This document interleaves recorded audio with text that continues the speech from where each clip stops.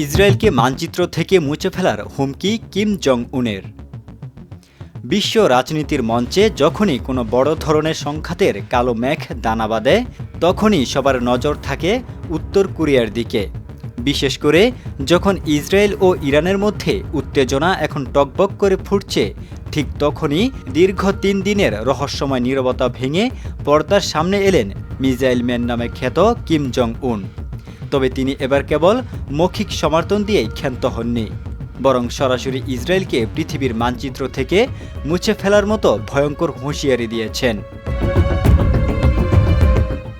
পিয়ং ইয়ংয়ের হাতে থাকা সে বিশেষ মরণাস্ত্রটি আসলে কি, যা দিয়ে তিনি গোটা একটি দেশকে ধ্বংস করার দাবি করছেন?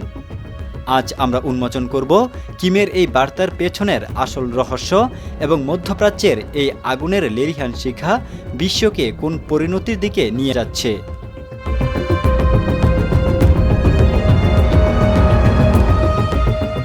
মধ্যপ্রাচ্যের ভূ রাজনীতিতে এখন বারুদের গন্ধ। ইরান ও ইসরায়েলের মধ্যকার ছায়াযুদ্ধ এখন আর ছায়ার মধ্যে সীমাবদ্ধ নেই, তার সরাসরি সম্মুখ সমরের রূপ নিয়েছে।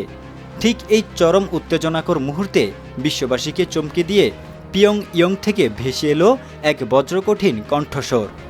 উত্তর কোরিয়ার সর্বোচ্চ নেতা কিম জং উন স্পষ্ট জানিয়ে দিয়েছেন, তেহরানের উপর যে কোনো আঘাত তিনি মুখ বুজে সহ্য করবেন না, বরং প্রয়োজনে ইরানকে এমন সব বিধ্বংসী ক্ষেপণাস্ত্র দিয়ে সহায়তা করবেন যা ইসরায়েল গর্বিত প্রতিরক্ষা ব্যবস্থাকে নিমিষেই ধূলিসাৎ করে দিতে সক্ষম। সম্প্রতি ইরান ও ইসরায়েলের মধ্যে পাল্টাপাল্টি হামলার পর বিশ্বজুড়ে এক ধরনের থমথমে পরিস্থিতি বিরাজ করছিল। বিশেষ করে গত শনিবার যখন ইরানি ভূখণ্ডে ইসরায়েল ও যুক্তরাষ্ট্রের যৌথ তৎপরতার খবর পাওয়া যায়, তখন থেকেই উত্তর কোরিয়ার প্রতিক্রিয়ার অপেক্ষায় ছিল আন্তর্জাতিক মহল। কিন্তু আশ্চর্যজনকভাবে দীর্ঘ ৩ দিন কিম জং উন ছিলেন সম্পূর্ণ নিশ্চুপ। সামাজিক যোগাযোগ মাধ্যম থেকে শুরু করে বড় বড় সংবাদ সংস্থাগুলোতে তখন নানা জল্পনা কল্পনা। তবে কি এবার পিছু হটলেন, নাকি পর্দার আড়ালে বড় কোনো যুদ্ধের ছক কষছেন তিনি? অবশেষে মঙ্গলবার সকালে সে নীরবতা ভেঙে এক জনসমাবেশে আবির্ভূত হন কিম জং উন। সেখানে তার দেওয়া বক্তব্য ছিল রীতিমতো অগ্নিগিরির লাভার মতো উত্তপ্ত। তিনি বলেন, ইরান যদি চায় তবে উত্তর কোরিয়া তাদের এমন ক্ষেপণাস্ত্র প্রযুক্তি দিবে যা পৃথিবীর বুক থেকে ইসরায়েলের অস্তিত্ব মুছে ফেলার জন্য একটি যথেষ্ট। কিমের এই মন্তব্যকে পশ্চিমা বিশ্ব কেবল হুমকি হিসেবে দেখছে না, বরং এটিকে একটি সরাসরি যুদ্ধের প্ররোচনা হিসেবে বিবেচনা করছে। এই সংঘাতের প্রেক্ষাপট বিশ্লেষণ করলে দেখা যায়, মধ্যপ্রাচ্যের এই অস্থিরতা কেবল ওই অঞ্চলের মধ্যেই সীমাবদ্ধ নেই। যুক্তরাষ্ট্র ইতিমধ্যেই মধ্যপ্রাচ্যের অন্তত 14টি দেশ থেকে তাদের নাগরিকদের দ্রুত সরে যাওয়ার নির্দেশ দিয়েছে। সৌদি আরব, কাতার এবং জর্ডানের মতো দেশগুলোতে জারি করা হয়েছে উচ্চমাত্রার ভ্রমণ সতর্কতা। অর্থাৎ ওয়াশিংটনও আঁচ করতে পারছে যে পরিস্থিতি এখন নিয়ন্ত্রণের বাইরে চলে গেছে। মানবাধিকার সংস্থাগুলোর তথ্য অনুযায়ী গত 28 ফেব্রুয়ারি থেকে শুরু হওয়া এই দফায় দফায় হামলা ইরানের ইতিমধ্যেই সামরিক ও বেসামরিক মিলিয়ে 1000-এরও বেশি মানুষ প্রাণ হারিয়েছেন। ধ্বংসস্তূপে পরিণত হয়েছে অসংখ্য স্থাপনা। এই পরিস্থিতিতে কিম জং উনের মতো একজন পারমাণবিক শক্তিধর নেতা সরাসরি ইরানের পক্ষে নেওয়া মানে হলো যুদ্ধের আগুনে নতুন করে ঘি ঢালা।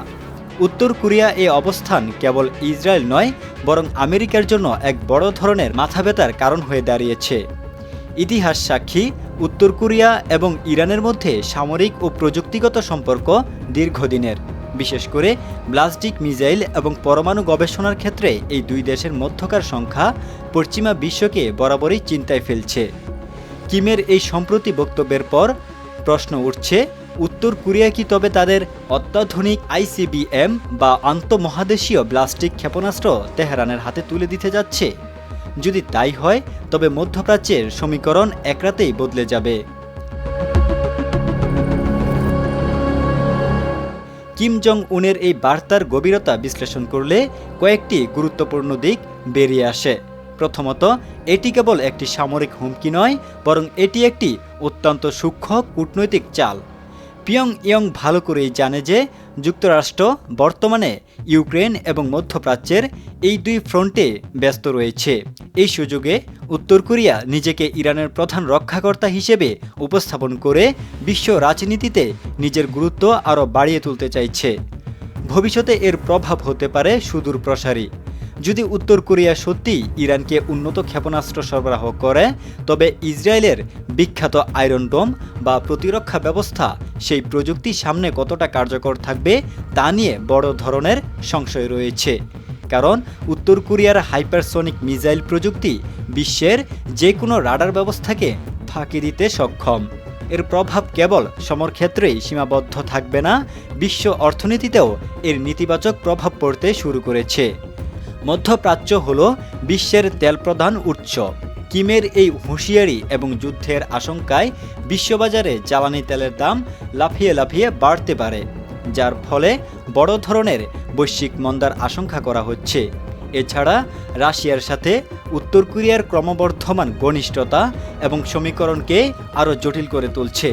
মস্কো, পিয়ংইয়ং এবং তেহরান এই তিনটি শক্তির অক্ষশক্তি তৈরি হওয়া মানে হলো পশ্চিমা আধিপত্যের সরাসরি পতন। কিম জং উনের এই বিস্ফোরক বক্তব্যের পর সামাজিক যোগাযোগ মাধ্যমে বয়ে যাচ্ছে প্রতিক্রিয়ার ঝড়। নেটিজেনদের একটি বড় অংশ এই ঘটনাকে তৃতীয় বিশ্বযুদ্ধের পূর্বাভাস হিসেবে দেখছেন। কেউ কেউ কিমের সাহসিকতার প্রশংসা করে লিখছেন, একমাত্র উত্তর কোরিয়াই পারে সরাসরি সাম্রাজ্যবাদের চোখে চোখ রেখে কথা বলতে। আবার অনেকের মতে কিম জং উন কেবল কথার ফুলঝুরি ছাড়ছেন এবং এটি আসলে মনস্তাত্ত্বিক যুদ্ধের একটি অংশ। মধ্যপ্রাচ্যের সাধারণ মানুষের মধ্যেও মিশ্র প্রতিক্রিয়া দেখা গেছে। ইরানের সমর্থকরা কিমের এই বার্তায় নতুন করে আশার আলো দেখছে। অন্যদিকে সাধারণ শান্তিকামী মানুষ বড় ধরনের মানবিক বিপর্যয়ের আশঙ্কায় আতঙ্কিত। সামাজিক মাধ্যমে কেউ কেউ ব্যঙ্গ করে লিখছেন, মামা কিম আবার খেলায় ফিরছেন। তবে রসিকতা যাই হোক না কেন, কিমের এই হুঁশিয়ারি যে পুরো বিশ্ব নিরাপত্তা বিশ্লেষকদের কপালে চিন্তার ভাঁজ ফেলে দিয়েছে তা বলার অপেক্ষা রাখে না। পরিশেষে বলা যায়, কিম জং উনের এই একটি মাত্র বার্তা বিশ্ব রাজনীতির দাবার ছক উলটপালট করে দিয়েছে। ইসরায়েলকে মুছে ফেলার হুমকি কি কেবলই বাগাড়ম্বর, নাকি এর পেছনে রয়েছে কোনো সুগভীর পরিকল্পনা, তা সময় বলে দেবে। তবে যুদ্ধের দামামা যেভাবে বাজছে, তবে শান্তি এখন কেবলই সুদূর পরাহত স্বপ্ন বলে মনে হচ্ছে। উত্তর কোরিয়ার এই আগুনের ফুলকি কি সত্যিই ইসরায়েলকে ছাই করে দেবে, নাকি এই সংঘাতের দাবানল গ্রাস করবে গোটা পৃথিবীকে? সে আশঙ্কায় এখন কাঁপছে বিশ্ব বিবেক।